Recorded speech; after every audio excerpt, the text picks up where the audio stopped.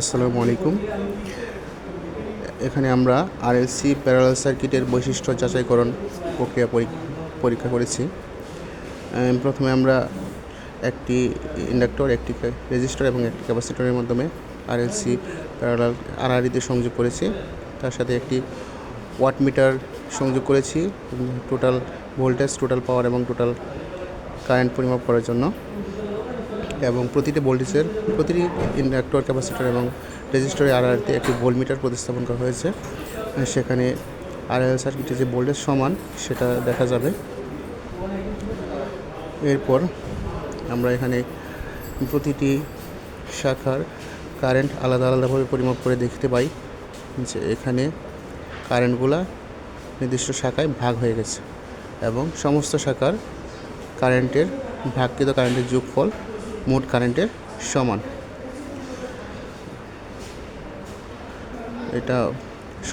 পরীক্ষণটি সফলভাবে সম্পন্ন হয়েছে।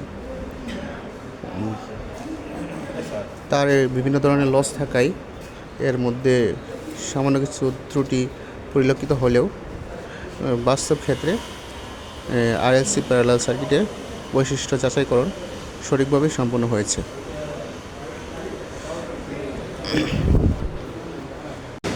সার্কিটে টোটাল কারেন্ট 0.6 মিলিঅ্যাম্পিয়ার এসেছে এবং রেজিস্টারের আরআরইতে আমরা 0.35 এম্পিয়ার কারেন্ট পেয়েছি।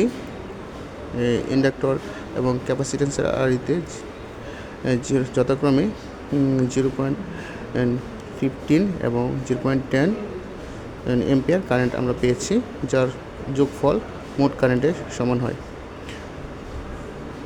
আর এখানে রেজিস্টর হিসেবে একটি বাল্ব, যা 100 ওয়াটের কাছাকাছি ব্যবহার করা হয়েছে। সবাইকে অনেক ধন্যবাদ ভিডিওটি দেখার জন্য। ভালো লাগলে ভিডিওটি শেয়ার করে অন্যদের শেখার সুযোগ করে দেবেন। ধন্যবাদ।